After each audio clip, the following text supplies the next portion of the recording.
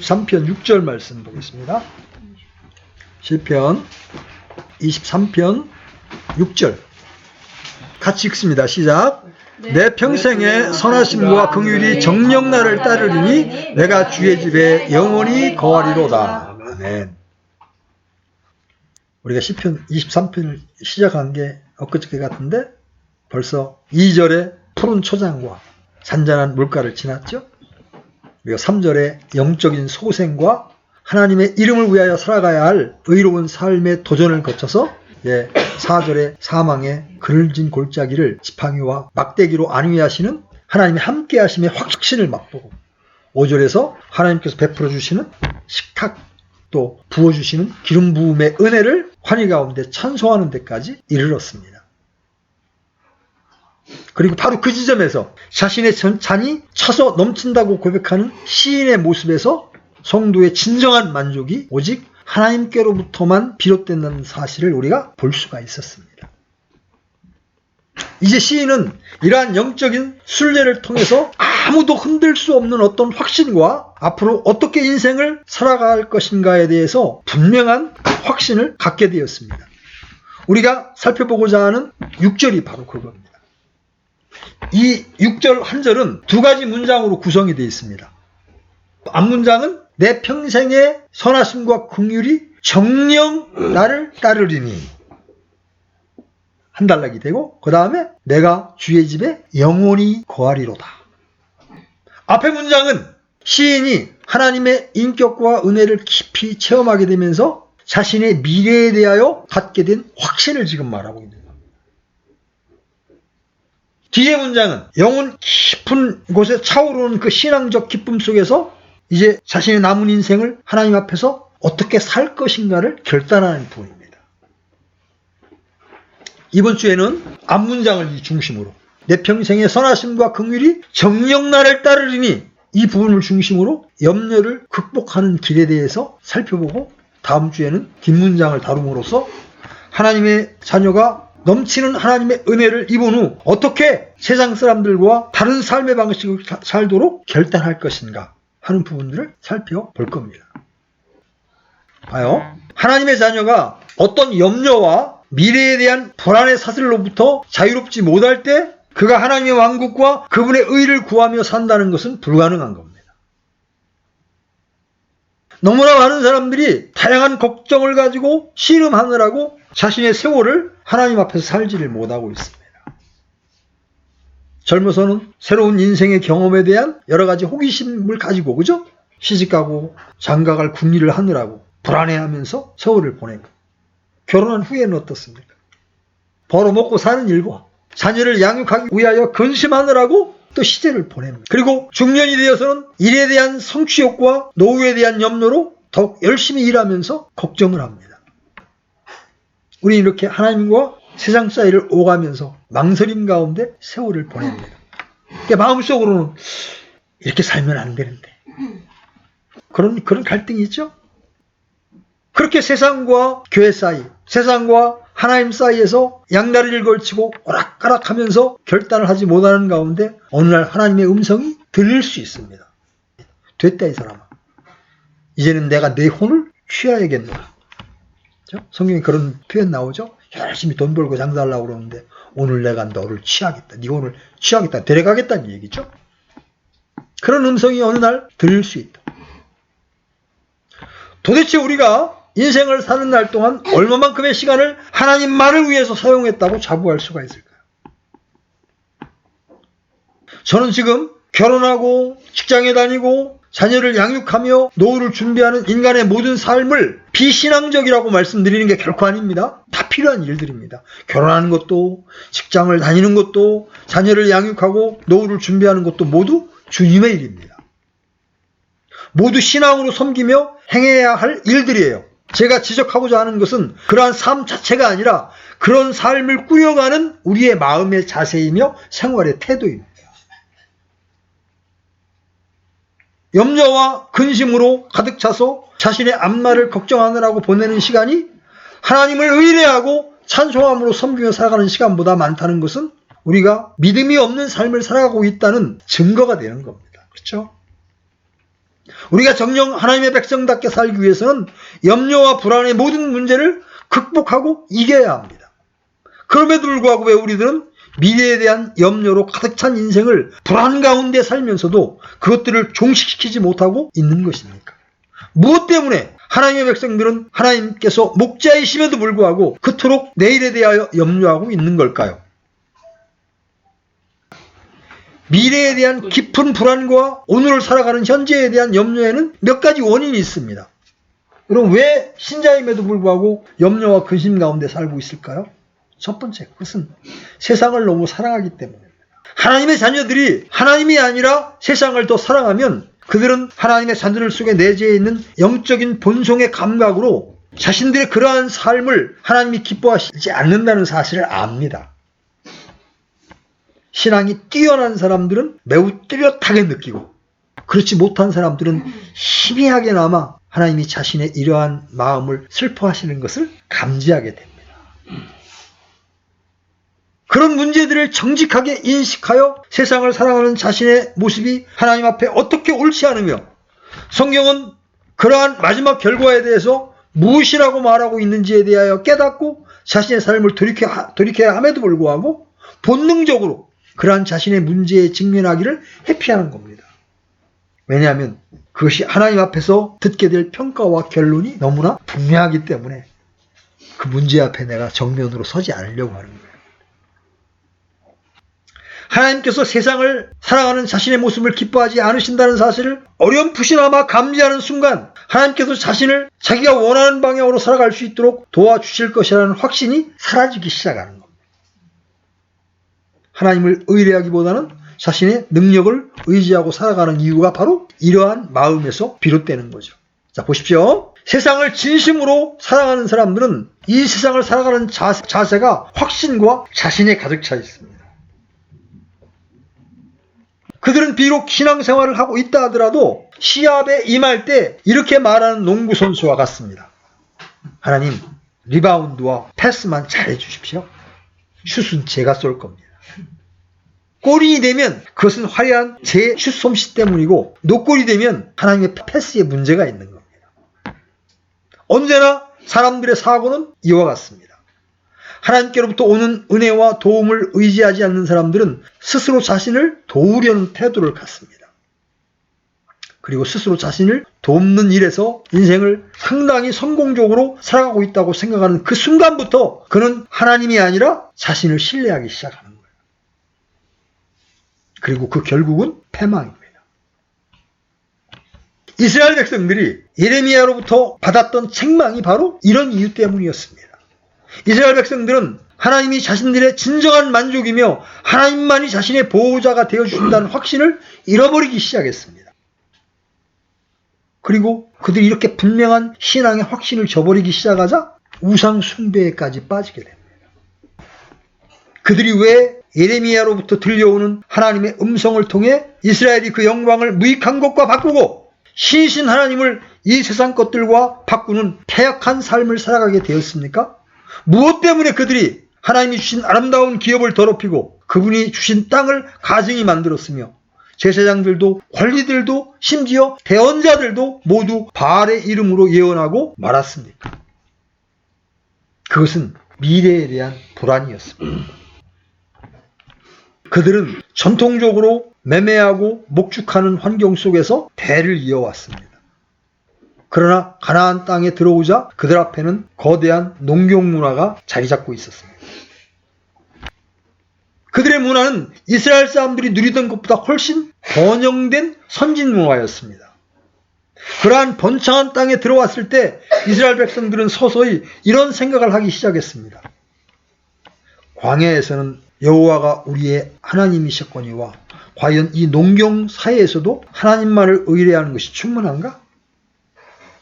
이 땅은 오래도록 바알을 비롯한 땅을 부욕해 하는 농경 신들이 터잡고 다스려 왔는데 우리가 그들에게 밉보이고 하나님께만 선하게 보인다고 해서 우리의 미래가 안전할까? 이런 생각이 들어온 겁니다.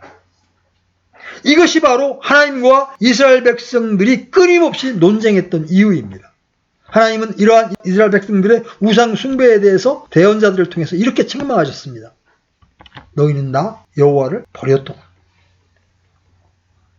그때마다 이스라엘 백성들은 하나님께 항의합니다. 우리가 언제 하나님을 버렸습니까? 우리는 여전히 성전에서 시상제사를 드렸고 하나님께 경배했지 않습니까? 주님 보십시오. 지금도 성전에서 짐승을 태우는 연기가 나고 있지 않습니까? 이에 대한 하나님의 최종 답변은 이것입니다. 너희는 나만 섬겨라. 나만 경배하지 않는 것이 바로 나를 버린 것이다. 이스라엘의 이러한 끔찍한 반역이 바로 미래에 대한 염려로부터 비롯되었다는 사실을 기억하십시오. 그래서 성경은 말합니다. 여러분 예레미야서 2장 10절로 13절 열어보십시오.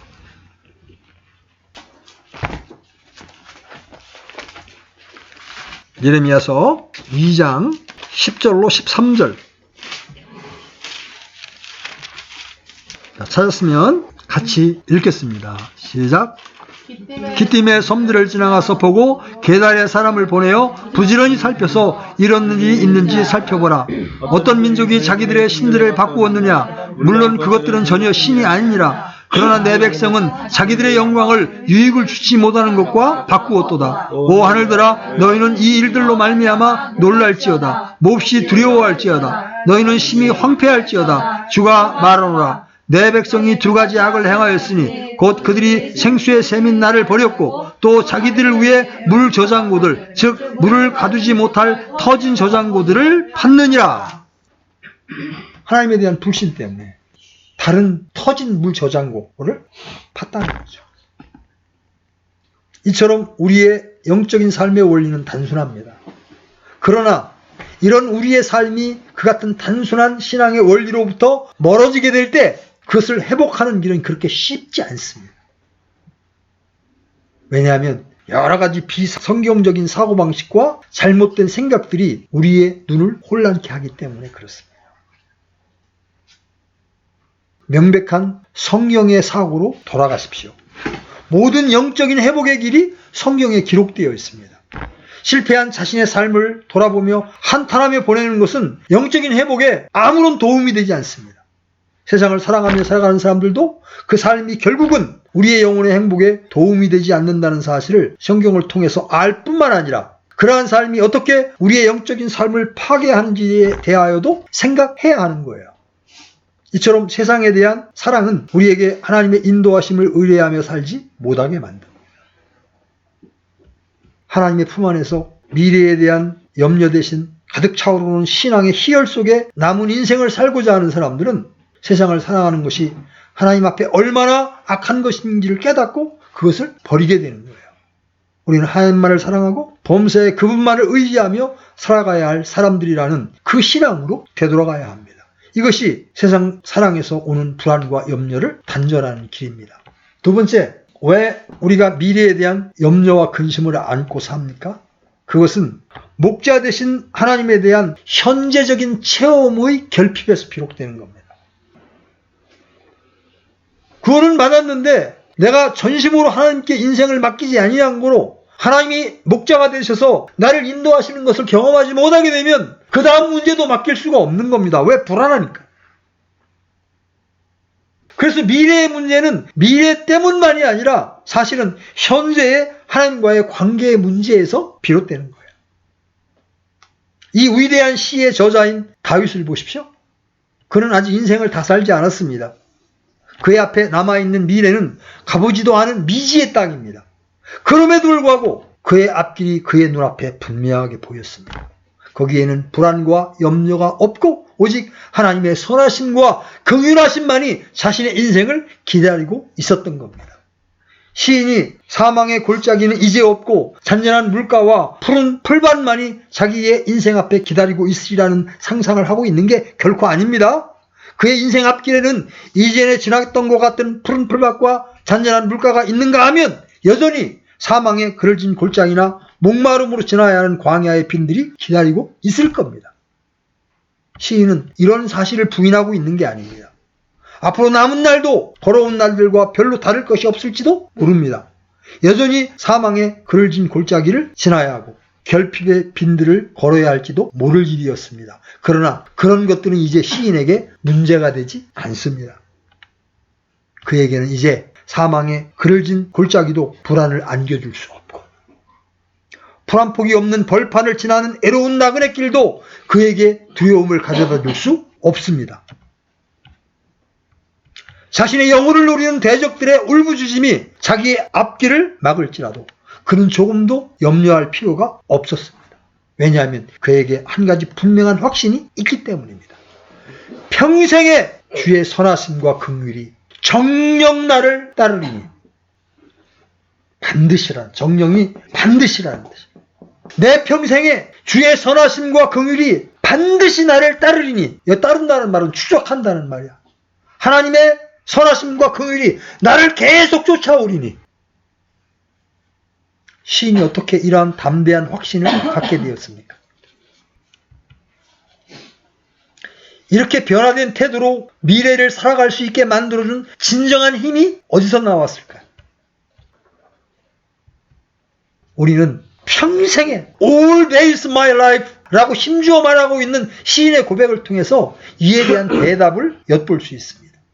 그리고 이러한 미래에 대한 모든 확신은 단지 기분의 문제가 아니었습니다. 뭔가 자신의 미래에 좋은 일이 일어날 것 같은 감상적인 어떤 예감에서 비롯된 것이 아니었습니다. 우리에게 필요한 것은 자기 암시적인 희망이 아닙니다. 하나님께로부터 오는 계시적인 희망입니다.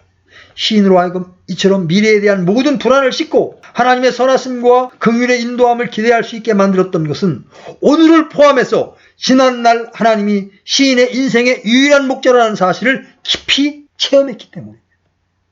그리고 그분의 인도하심에는 후회나 부족함이 없다는 사실을 깊이 경험했기 때문이에요. 시인은 이 모든 사실을 하나님의 인격 안에서 경험했습니다. 그러므로 미래에 대한 모든 불안과 그로 말미암아 우리에게 찾아오는 현재의 곤고한 삶은 하나님이 얼마나 선하신 분인지를 경험하지 못하고 살아가는 빈약한 영적 생활에서 비롯되는 겁니다. 미래에 대한 불안과 염려는 우리로 하여금 하나님만을 위하여 살아가지 못하도록 방해하는 우리의 적임에도 불구하고 인간은 스스로 자신을 위하여 염려하지 아니하고는 마음 편하게 살아가지 못하는 그런 존재들이란 말이죠. 사람들이 곤고한 영적인 삶을 이어가면서도 거기로부터 벗어나지 못하는 것은 이 같은 시각으로 자신의 신앙생활을 바라보지 못하기 때문입니다. 기억하십시오. 문제는 참다운 지식의 결핍입니다. 하나님을 아는 진정한 지식이 없기에 억압받고 속박받으며 실패를 친구 삼아 지내는 겁니다. 여러분 오늘 시편 기자를 보십시오. 그는 바로 이러한 사실에 대해 훌륭한 예증이 되고 있습니다. 그로 하여금 내 평생의 선하심과 긍휼이 정녕 나를 따르리니라고 단호하게 선언함으로써 미래에 대하여 밀려오는 모든 불안과 염려의 속박들을 단숨에 끊어버리게 만드는 것은 하나님이 어떤 분이신가에 대하여 깨닫게 된 현재적 신앙의 경험이었습니다. 그리고 그것은 그의 영혼 속에 하나님에 대한 지워질 수 없는 영상을 새겨 놓았습니다. 그분은 시인의 목자였습니다. 자신이 그 목자의 목양 아래 있는 한 미래에 대하여 염려하고 불안해해야 할 필요가 없다는 사실을 가슴 벅찬 가운데 고백하게 되었던 겁니다. 여러분 이제 이 믿음을 가지십시오. 그리고 여러분의 염려를 하나님께 맡기십시오. 미래에 대한 불안으로 초조해하지 말고 하나님만이 그 모든 문제의 참된 해결자시며 여러분의 인생을 홀로 주장하시는 목자임을 믿으십시오. 그리고 우리의 진정한 행복은 그렇게 선하신 하나님의 목양 아래 착한 양들로 살아가는 것임을 기억하십시오. 그러한 신앙만이 여러분으로 하여금 미래의 모든 불안으로부터 오는 속박을 끊어 하나님의 구원 계획에 합당한 삶을 살아가도록 만들어 주는 겁니다. 자, 이제 여기 하나님의 두 가지 성품을 이제 살펴볼 겁니다. 무엇이 시인에게 정녕 따를 거라고요? 하나님의 선하심이 따를 것. 시인은 하나님의 두 가지 성품 때문에 미래에 대한 모든 염려로부터 해방될 수 있었습니다. 바로 선하심과 그분의 긍휼입니다. 먼저 앞에 나와 있는 이 하나님의 성품에 대해서 생각해 보십시오. 이 선하심이라고 번역된 단어는 여러분 기억나죠? 이 창조의 매 날마다 하나님께서 창조를 다 마치신 다음에 보시기에 좋았더라. 이것과 원어상 같은 단어를 사용하는 말입니다. 이 말은 그냥 눈에 보기에 심리적인 판단에서 나온 아름다운 개념이 아니에요. 이것은 하나님이 원래 의도하셨던 대로 창조된 여러 피조물들이 하나님께서 우주를 창조하신 목적에 부합하여 존재하게 된 사실에 대하여 하나님께서 기쁨으로 판단하시는 광경을 보여주는 겁니다. 성경에서 말하는 이 선의 개념은 전적으로 하나님을 떠나서는 생각될 수 없는 개념이에요.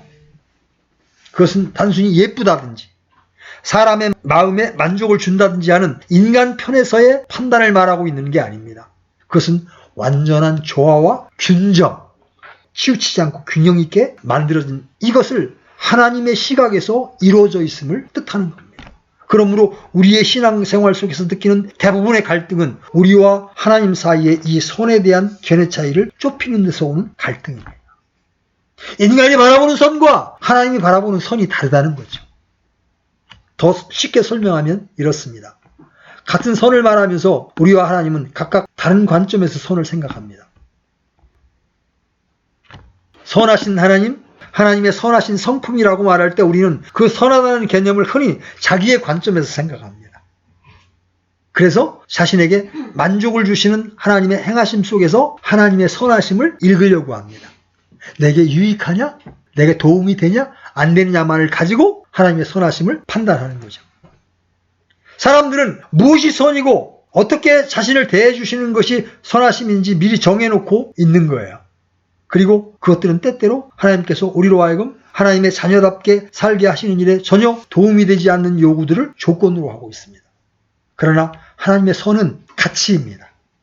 그래서 사도는 우리에게 이렇게 말했습니다. 우리가 알거니와 하나님을 사랑하는 자들 곧 그분의 목적에 따라 부르심을 받은 자들에게는 모든 것이 합력하여 선을 이루느니라. 여기서 합력한다는 말로 번역된 이 단어의 뜻은 본래 함께 작동하다는 의미를 가진 동사를 번역한 거예요. 함께 작동하다. 혹시 여러분 중에 옛날에 시계 뒷뚜껑을 열어본 적 있습니까? 여러 개의 톱니바퀴가 각각 다른 방향으로 돌아가고 어떤 때는 스프링처럼 만들어진 고리 같은 것들이 열심히 움직입니다.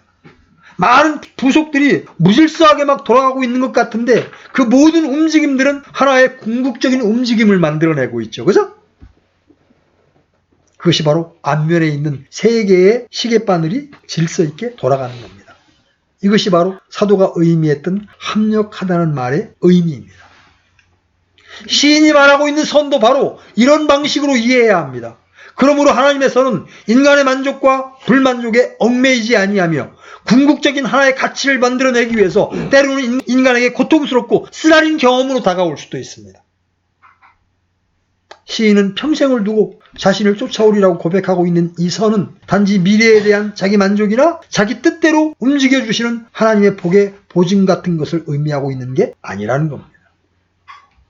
너무나 많은 사람들이 자신이 두드리는 장단에 하나님께서 춤추어 주시기를 바라고 자신 인생의 계획대로 하나님께서 후원해 주시기를 기대하고 있습니다.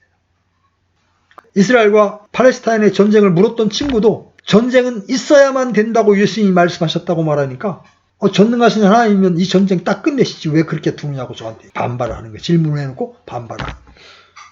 그래서 제가 이사야서 55장 8절을 제시하면서 우리는 하나님의 역사를 다루시는 경륜을 다 이해할 수 없다. 그렇지만 하나님의 생각은 우리 생각보다 높고 하나님의 길들은 우리의 길들보다 높다. 우리의 적은 이성으로 하나님을 판단해서는 안 된다. 그런 얘기를 해줬어요. 진리에 대한 참된 인식으로 말미암는 기쁨은 자신의 그릇된 사고와 아집들이 깨트려질 때 그때 우리 안에서 본물처럼 터져 나오는 겁니다. 그러므로 우리는 이렇게 기도하지 않을 수 없습니다. 주님, 우리를 깨트려 주시옵소서. 우리의 생각을 무너뜨려 주시옵소서. 우리의 아집과 교만과 집착들을 무너뜨려 주시옵소서. 우리를 당신의 진리로 정결케 해주시고 우리 마음을 깨끗게 해 주시옵소서. 그래야 하면 우리가 주의 선하심과 긍휼을 붙들며 살리이다. 그렇습니다. 우리는 깨트려져야 합니다. 잘못 만들어진 토기와 같은 우리의 인생에 대한 잘못된 우리들의 설계와 사고방식들을 해체하고 하나님의 뜻에 맞게끔 새롭게 빚어주시기를 기대해야 합니다. 물론 하나님의 말씀을 통해서입니다. 그럼에도 불구하고 우리는 이렇게 고백하기 일쑤죠. 하나님 선하심도 긍휼하심도 다 좋습니다. 그러나 제발 저를 깨트리지는 마십시오. 너무 아픕니다. 그러다가 하나님의 계획이 자신의 계획과 같지 않다는 사실을 깨달으면서 점차 하나님을 의뢰하며 살아가는 일에 대하여 불안을 느끼기 시작하는 겁니다. 그러면서 자신을 의지하며 하나님을 떠나 사는 삶의 방식에 익숙해지게 되죠. 성경은 이것을 가리켜서 불신앙이라고 말하는 겁니다. 하나님과의 관계에서 경험하는 우리의 모든 불만족은 모두 하나님의 선하신 계획 아래 우리의 인간적인 계획을 복종시키지 않은 결과입니다. 그리고 그렇게 불만족하며 살아가는 동안에 우리는 영원한 미래에 대한 불안과 염려로부터 해방될 수 없습니다. 사람들이 하나님이 선하신 분이라는 사실을 지식적으로 잘 알면서도 자신의 인생을 하나님께 온전히 맡기지 못하는 이유는 자신의 인생을 하나님 앞에 맡겼을 때 하나님 없이 스스로 자기를 의지하며 살아가는 인생보다 더 불행해질지도 모른다는 불안 때문입니다. 물론 이러한 생각 자체가 불신앙임은 말할 필요조차 없는 거죠. 무엇을 믿지 못하는 것일까요? 무엇을 의뢰하지 못하는 것일까요? 그것은 바로 하나님께서 선하시다는 사실이에요. 그리고 자신의 인생이 하나님의 선하신 뜻에 합당하게 사용될 때만이 진정으로 가치 있는 인생이 될 수 있다는 사실을 받아들이지 못하고 있기 때문입니다. 이러한 사람들에게는 언제나 불안과 함께 불만이 가득한 마음이 있는 겁니다. 이처럼 시인이 깨닫게 된 선도 단순히 자기의 필요에 따라 도우시는 하나님을 통해 얻는 그런 선이 아니었습니다. 그 이상입니다. 잔잔한 바다를 지나가는 것 같은 인생이든 혹은 휘몰아치는 파도 한가운데를 헤치고 지나야 하는 것 같은 생활이든 분명히 깨닫게 된 사실 하나가 있었습니다. 그것은 자신의 인생을 향한 하나님의 거대한 목적입니다. 그리고 자신의 인생은 하나님과 동행하고 있는 한 그러한 하나님의 목적을 이루어가는데 기여할 수 있다고 하는 인식입니다. 그리고 그러한 계획을 따라 자신을 인도하는 하나님의 선을 시인은 보았던 겁니다. 그러므로 이 선이라는 한마디를 통해서 우리는 통념적으로 생각하는 우리 중심의 선 개념을 버려야 한다는 사실을 알게 됩니다. 이것은 단지 인식의 전환만이 아니라 삶을 바라보는 시각 자체를 하나님의 입장에서 보게 된다는 것을 의미합니다. 이러한 대화를 상상해보면 이해가 좀 빠를 겁니다. 하나님 이렇게 말씀하십니다. 내가 너를 통하여 내 뜻을 다 이루리라. 여러분은 이렇게 대답합니다. 하나님, 제 삶으로 당신 뜻을 이루시면 제 인생은 어디에 있습니까? 하나님 이렇게 말씀하십니다. 그러면 내가 말씀을 통해 은혜를 받고 눈물을 흘며 손들고 찬양한 그 회개와 감사의 체험은 무엇이냐? 은혜를 받으면 내 뜻대로 살겠다고 다짐한 내 맹세는 무엇이냐? 그러면 우리는 불만은 가득하지만 할 말이 없어서 침묵하게 됩니다. 우리는 항상 자신의 뜻을 버리고 하나님의 말씀이 제시하고 있는 참된 의미를 깨닫도록 노력해야 합니다. 마치 하나님의 뜻을 깨닫기 전까지 아무것도 확신할 수 없을 것처럼 그렇게 생각해야 합니다. 시인이 자신의 평생에 걸쳐 자신을 추적하고야 말이라고 고백하고 있는 하나님의 선은 바로 이런 겁니다. 시인의 안목에 의한 상대적인 선이 아니라 하나님의 안목에 의한 절대적인 선이었습니다. 그리고 시인은 이러한 하나님의 선이 자신의 인생을 끝까지 따라올 것이라는 사실이 미래에 대한 모든 불안과 염려를 떨쳐버릴 수 있게 할 수 있었던 겁니다. 제가 한번 물어보겠습니다. 하나님이 우리 인생을 향해 무슨 악을 행하십니까? 그분이 진정으로 여러분에게 부당한 대우를 하시는 분이십니까? 주님께서 여러분의 인생에 대하여 무슨 나쁜 일을 행하셨습니까? 그럼에도 불구하고 왜 많은 그리스도인들이 하나님을 기뻐하지 않고 그분께 대한 불만족으로 살아가고 있을까요? 더 풍성하고 영광스러운 삶이 그들을 기다리고 있음에도 그들이 삶으로서 하나님을 신뢰할 수 없는 분이라는 고백을 하는 것은 도대체 무엇 때문일까요? 참으로 하나님의 선하신 계획이 우리의 인생의 불행의 원인이 되는 겁니까?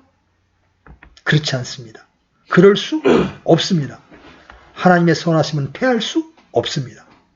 온 천하 만물이 다 변해도 우리를 향한 하나님의 선하신 섭리는 변할 수 없는 겁니다. 그래서 시셜룸이라는 찬송가 작시자는 이처럼 감명 깊게 노래했습니다. 우리가 잘 아는 찬송. 오 신실하신 주 내 아버지여 늘 함께 계시니 두려움 없네. 그 사랑 변찮고 날 지키시며 어제나 오늘이 한결같네. 오 신실하신 주, 오 신실하신 주 날마다 자비를 베푸시며 일용할 모든 것 내려주시니 오 신실하신 주 나의 구주. 그렇습니다. 하나님은 신실하시고 변함없는 선한 목적을 가지고 우리의 인생을 인도하시기를 원하십니다. 우리의 삶이 우리 자신의 욕망의 지배를 받으며 이어가는 동안에는 빛을 잃어버리고 가치도 없습니다. 그것은 거의 동물적인 삶의 다름 아닌 것입니다.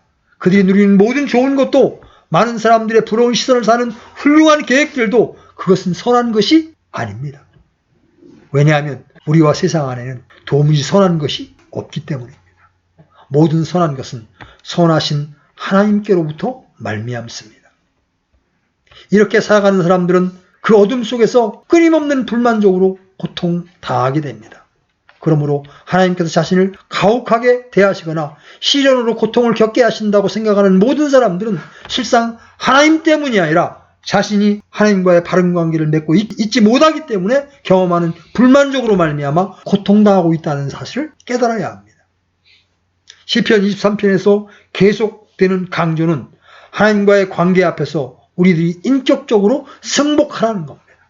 그것이 바로 목자이신 하나님의 목양을 받으며 살아가는 양떼의 삶이라는 겁니다. 그리고 이러한 인격적인 승복은 하나님과의 개인적인 만남을 통해서 이루어지는 겁니다. 하나님과 그분의 왕국만을 위하여 자신을 드리는 삶을 살았던 위대한 신앙의 사람들은 하나님과의 만남을 통해서 인격적인 승복을 넘어서는 신적인 강제력까지 느꼈습니다.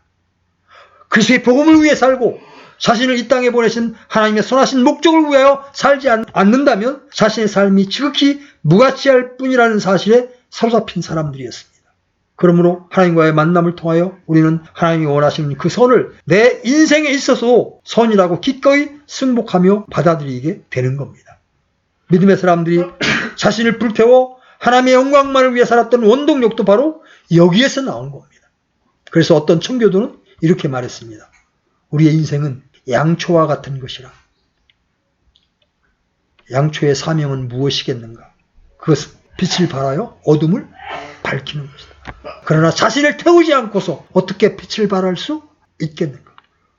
하나님을 크게 만나고 자신의 인생 속에서 하나님의 선을 발견한 사람들은 새하여가는 자신의 육신을 바라보며 낭망하지 않습니다. 바울은 바로 이런 일의 증인이었죠. 이런 까닭에 내가 낙심하지 아니하노니 우리의 겉사람은 썩어져 없어져도 속사람은 날마다 새로워지는도다. 무엇 때문입니까? 무엇 때문에 그들은 날날이 후패해져가는 육체를 바라보면서도 가슴 벅찬 기쁨으로 자신을 이 땅에 보내신 하나님을 찬송할 수 있었던 겁니까? 그것은 바로 자신의 인생을 아직 타지 않은 새 양초로 있게 하지 아니하시고 자신의 삶의 양초를 태워 하나님의 영광을 위해 빛비추게 하셨기 때문입니다.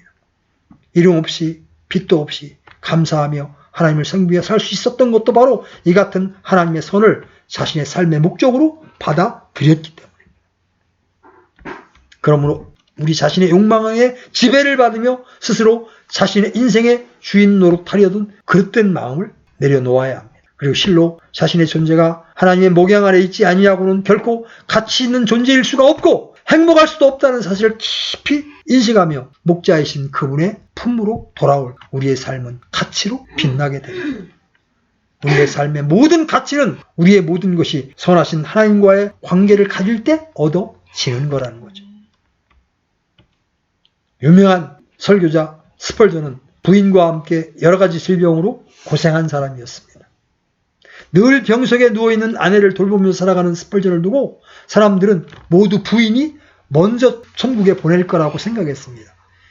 그러나 스펄전이 아직 50대 초반의 나이에 먼저 세상을 뜨게 되었습니다. 그는 사랑하는 아내의 손을 잡고 이 세상을 하직하며 위대한 설교자가 남긴 그의 말은 우리의 심금을 울립니다. 그리고 그의 유언은 바로 하나님의 선을 자신의 삶의 목적으로 받아들인 사람의 최후가 어떠한지를 보여줍니다. 평생을 복음과 함께 살다간 하나님의 사람은 이렇게 말했습니다. 여보, 나는 좋으신 하나님과 함께 그토록 행복한 세월을 보냈다. 여러분도 그런 고백이 있게 되기를 바랍니다. 우리가 살펴본 그 다음 말이 긍휼이라는 단어입니다. 우선 성경에서 말하는 이 긍휼이라는 말의 가장 중요한 의미는 하나님의 백성들을 향해 불쌍히 여기시는 하나님의 성품과 관련되어 있습니다. 하나님의 긍휼과 선하심은 온 창조물에 이미 나타나 있습니다.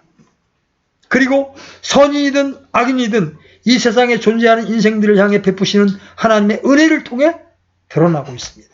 그러나 시인이 말하고 있는 긍휼은 이런 일반적인 의미에서의 긍휼이 아닙니다.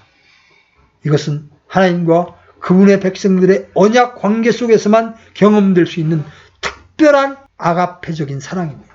그리고 그 긍휼은 곧 사랑이신 하나님의 성품에서 나오는 겁니다.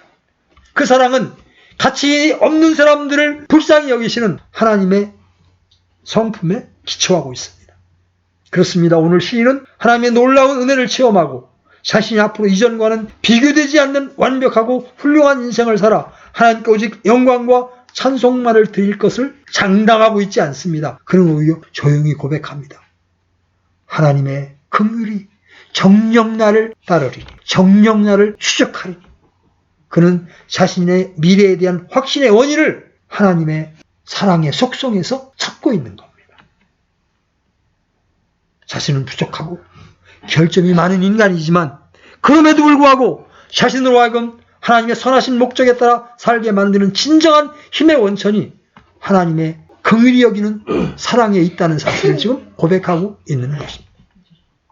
자신을 긍휼히 여기시는 하나님의 아가페의 사랑으로 말미암아 자신은 결국 하나님이 원하시는 인생을 살아갈 것임을 고백하고 있는 거예요.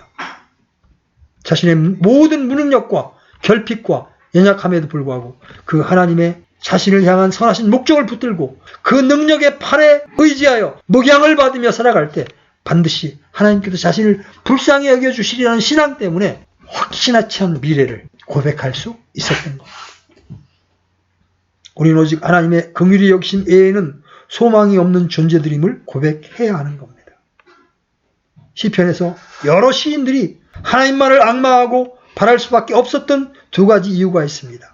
그 하나는 자신의 비참한 처지와 무능력을 깊이 깨달았기 때문이고 또 하나는 하나님께서 그러한 자신을 긍휼히 여겨주시리라는 믿음 때문이었습니다. 다윗은 다른 시편에서 이렇게 고백하고 있습니다.